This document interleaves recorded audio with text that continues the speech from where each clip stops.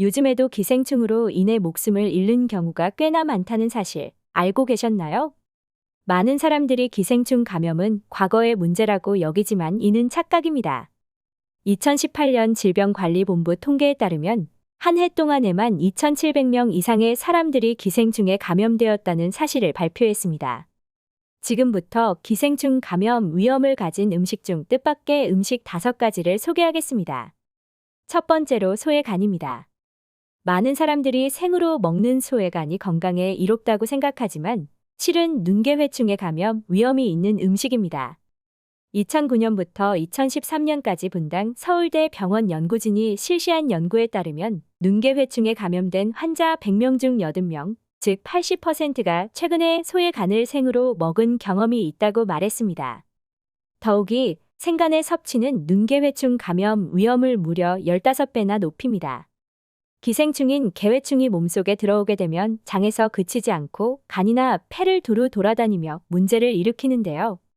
통상적으로는 기생충이 사망하면서 자연적으로 회복되지만 개회충이 눈까지 올라가게 되면 염증을 일으키며 최악의 경우 실명에 이르는 경우도 있습니다.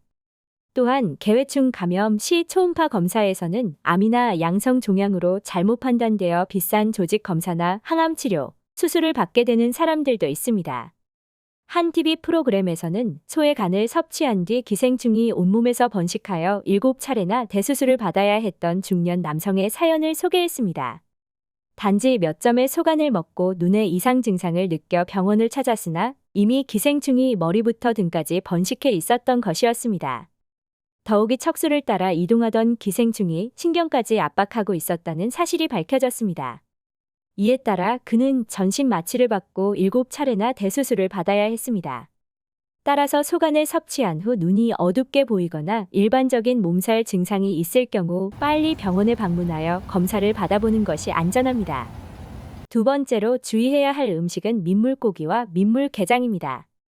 민물게장 음식점은 사람들에게 인기가 많지만 잘못 섭취하면 폐흡충 감염의 위험이 있습니다. 폐흡충은 주로 사람의 폐에서 발견되며 폐 안에서 15에서 25cm 크기의 주머니를 형성해 그 안에 알을 낳습니다. 단국대 의대의 연구에 따르면 일부 폐흡충은 척추를 따라 뇌로 이동하여 뇌출혈을 유발할 수도 있다고 합니다. 또한 민물고기에 존재하는 간흡충과 간디스토마 감염도 큰 문제입니다. 바다에서 낚은 물고기를 회로 먹는 경우는 많지만 간흡충 감염 위험 때문에 민물고기를 회로 즐기는 사람들은 상대적으로 적긴 합니다만 그럼에도 불구하고 이 위험성을 모르고 민물고기를 날로 먹는 사람들이 아직도 있다는 점이 문제입니다. 세계보건기구에 따르면 생존율이 매우 낮은 담도암의 주요 원인 중 하나는 바로 간흡충입니다. 최근에는 국내에서 기생충 감염자 중 63.2%가 이 간흡충에 감염되었던 사람들이었습니다. 참붕어, 잉어 등 민물고기를 날로 또는 제대로 익혀 먹지 않거나 조리 도구를 철저히 소독하지 않으면 간흡충 감염 위험이 높아집니다. 간흡충이 체내로 들어오면 담도로 이동하여 죽지 않고 계속 살아가며 염증을 일으킵니다. 이 염증이 만성화되면 암으로 진행될 수 있습니다. 특히 담관낭종, 염증성 장질환, 치연 간염 환자들은 담도암 발병 위험이 높아 더욱 주의해야 합니다. 그러므로 간흡충에 감염될 위험이 있는 민물 생선은 절대로 날로 먹지 않는 것이 좋으며 담도암의 원인이 되는 간흡충 감염을 예방하기 위해서는 민물 생선은 반드시 충분히 익혀 먹어야 합니다. 또한 칼과 도마와 같은 조리도구는 간흡충으로 인한 교차 감염이 발생할 수 있으므로 끓는 물에 10초 이상 담근 후 사용하는 것이 좋습니다. 폐흡충과 간흡충 감염의 초기 증상은 크게 없지만 조기에 발견되지 않으면 심한 기침, 호흡곤란, 식욕 부진 등의 증상이 나타날 수 있습니다. 또한 간흡충은 우리 몸에서 30년 이상 생존할 수 있어 감염이 만성화되거나 번식하면 담석, 낭염, 담관암, 폐쇄성 황달 등 다양한 질병을 유발할 수 있습니다. 만일 민물고기를 먹고 위와 같은 증상이 있다면 즉시 약물 치료를 시작하는 것이 좋습니다. 다행히 이를 복용만으로도 효과를 볼 수 있는 약이 있기 때문에 증상이 있을 경우에는 빠른 치료를 받는 것이 가장 중요합니다. 결국 올바른 조리 방법과 먹는 습관 그리고 증상 발생 시 즉각 병원을 찾는 것이 중요합니다.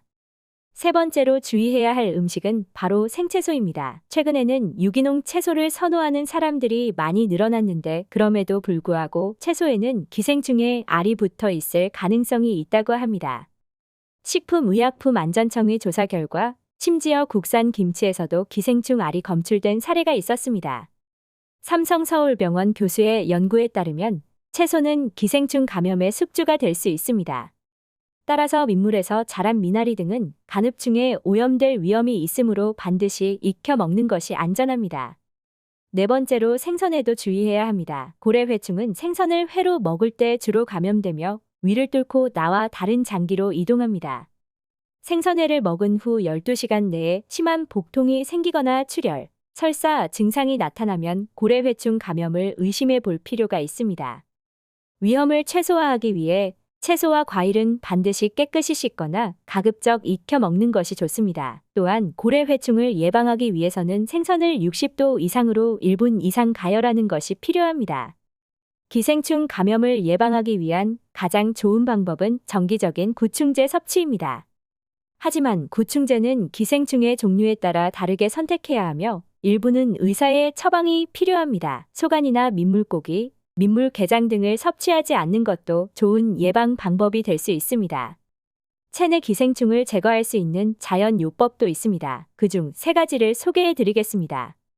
첫 번째는 호박씨입니다. 호박씨에는 아미노산이 많이 포함되어 있어 기생충의 활동을 억제하고 몸 밖으로 배출하는 데 도움이 됩니다. 아침에 공복으로 스무 알의 호박씨를 갈아 먹거나 꼭꼭 씹어 드시는 것을 추천드립니다.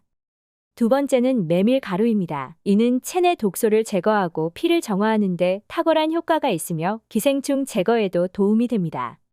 특히 생으로 먹는 것이 가장 효과적이지만 메밀은 차가운 성질을 가지고 있어 위장이 약한 사람이나 체온이 낮은 사람은 섭취 전에 전문의와 상의하는 것이 좋습니다. 세 번째는 마늘입니다. 마늘에는 알리신이라는 성분이 포함되어 있어 다양한 세균에 대해 항균 효과를 발휘하며 기생충 제거에 특히 효과적입니다.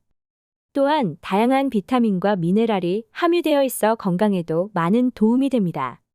생마늘을 갈아서 마늘즙을 만드시는 것이 좋으며 원하는 만큼 섭취하실 수 있도록 보관해 두시면 좋습니다. 기생충 감염은 주로 소간, 민물고기, 민물게장, 미나리, 생야채, 생선회 등을 섭취할 때 발생합니다.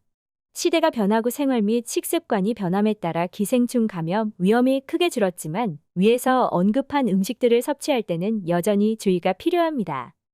기생충은 인체에 해로운 세균이며 음식을 섭취하면서 함께 들어와 인체에 영향을 줄 수 있습니다. 이를 예방하기 위해 손 씻기와 음식물 세척 그리고 음식물의 적절한 보관 또한 중요하다는 점 명심하시기 바랍니다. 오늘 영상은 여기까지입니다. 영상이 도움이 되셨다면 구독과 좋아요 부탁드립니다. 다음 영상에도 건강에 유익한 내용으로 찾아뵙겠습니다. 감사합니다.